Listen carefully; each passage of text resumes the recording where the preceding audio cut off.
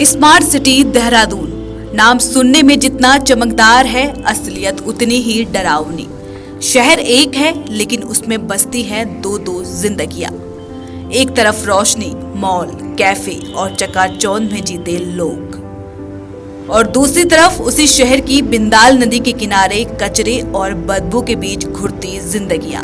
अब प्रशासन का कमाल देखिए, गंदगी हटाई नहीं, हालात सुधारे नहीं, बस पुल पर पर्दा डाल दिया ताकि शहर के लोग हकीकत देख ही ना सके। लेकिन क्या पर्दा डाल देने से बदबू रुक जाएगी? क्या गरीबी और बदहाली छुप जाएगी? यही है आज का बड़ा सवाल।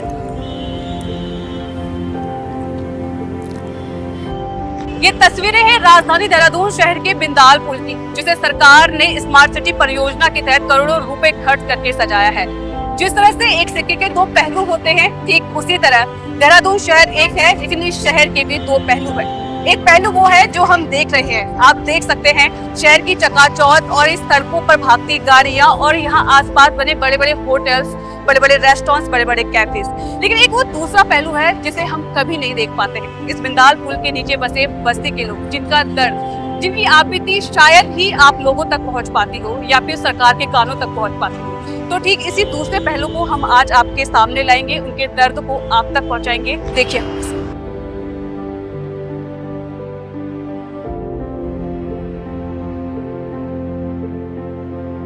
ये है देहरादून का बिंदाल पुल, स्मार्ट सिटी परियोजना के तहत सजा धजा। लेकिन इस चमक के नीचे एक सच्चाई छुपी है, एक दर्द जिसे कैमरे और सजावट ढक नहीं सकती। स्मार्ट सिटी परियोजना के तहत करोड़ों रुपए पुल को सजाने में खर्च हुए, लेकिन इनकी जिंदगी सजाने के लिए एक रुपया भी नहीं।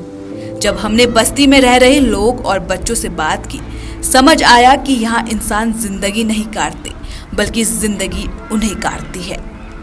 क्या नाम है आपका और कब से रह रहे हैं आप यहाँ पे? विनोद सनी नाम है मेरा। यहाँ हम लोग तो बचपन से रहते हैं। अब तो खैर हम लोग जो जवान हो गए हैं, नाती नतनी हो गया है। जब से रह रहे हैं, पहले खावली रोड रहते थे, अब रहने लगे बिंदाल पे। मेरा नाम राजेश कुमार साहनी है। मैं सन 93 से रहा। परिवार चलाने के लिए चाय की दुकान है, परचून की दुकान है।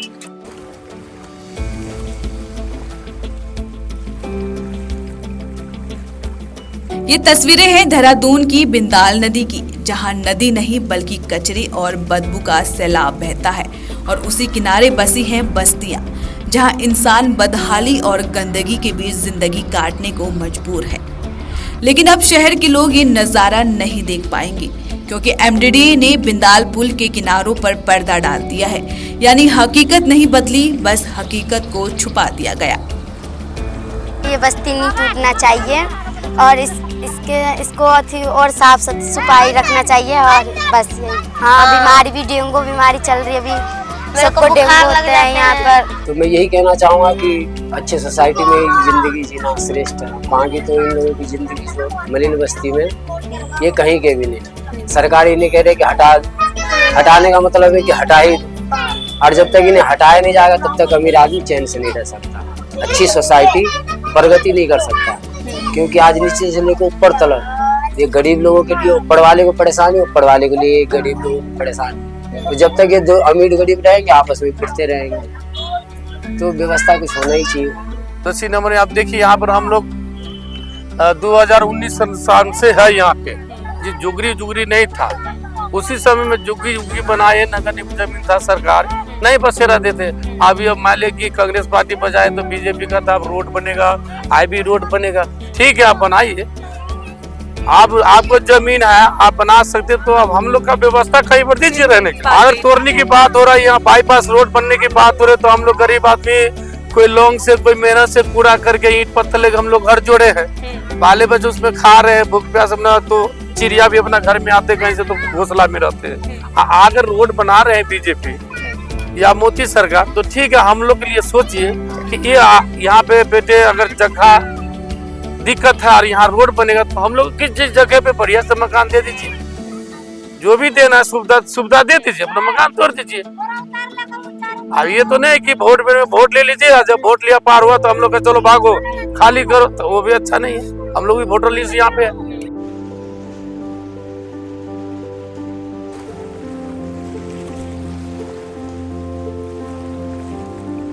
बहता पानी शहर की सिवर लाइन है जो सीधे इस बस्ती से होकर गुजरती है और बिंदाल नदी में मिल जाती है।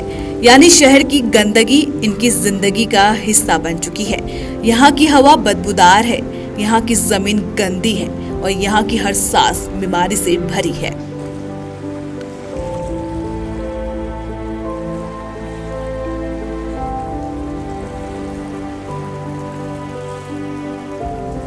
बरसात शुरू होते ही ये बस्ती नाले में बदल जाती है।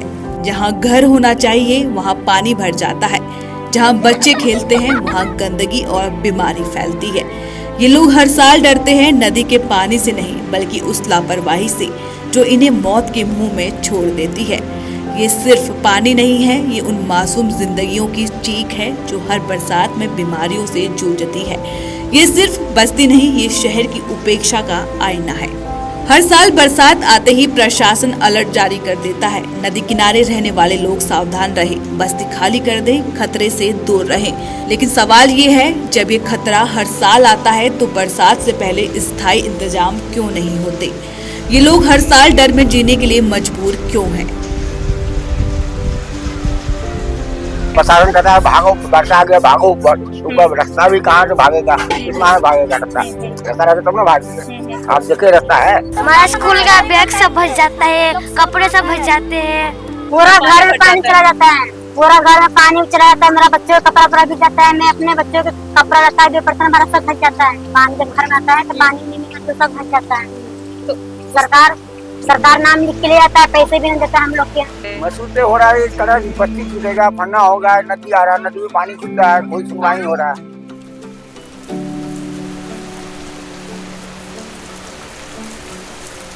ये वही लोग हैं जिनके पास चुनाव के वक्त नेता पहुंचते हैं। कभी राशन की थैली थमाई जाती है, कभी वादों की झड़ी लगती है ताकि वोट बैंक पक्का हो जाए। लेकिन जैसे ही चुनाव की धूल बैठती है, ये बस्तियां फिर से गुमनामी और गंदगी में धकेल दी जाती है। किसी को इनकी सुध नहीं रहती।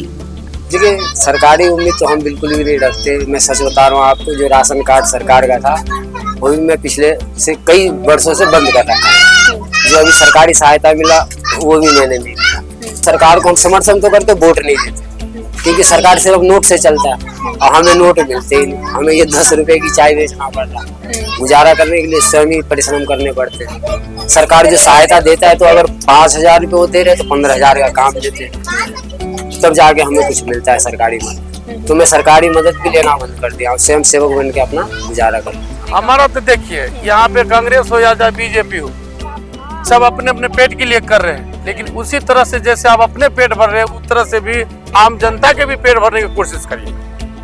कि सब हमको हम मान लिया मुख्यमंत्री बन गया, अर्ची हो गया, तो मेरे पीछे सब भी अच्छा रहे। उनको भी, मुख्यमंत्री के भी बच्चे छोटे छोटे, उनको भी बच्चा स्कूल जाते होंगे। ये नहीं कि कोई गरीब मर रहे हम अपना बिल्डिंग बना रहे, नहीं। आप सबको देखेंगे तो हमको भी दिल खुश है। जो भी सरकार उत्तराखंड के बने, सबको लिए काम बराबर करिए, गरीब से अमीर तक के लिए सबको लिए अच्छा करिए, एक समान दीजिए। तो क्या करें हम लोग, अगर देंगे हम लोग की, जैसे कि हम रह रहे हैं बिहार में, हम लोग के नहीं है यही जगह, हम लोग कहाँ जाएंगे बता। 3 बच्चा है, मतलब बहुत समझाता है, सरकारी मतलब करता है। हम लोग कहाँ हम इतना करेंगे, पेट में खाएंगे कि बच्चे को पढ़ाएंगे? इतना हम लोग कमा रहे हैं कि पेट पाल रहे हैं हम लोग।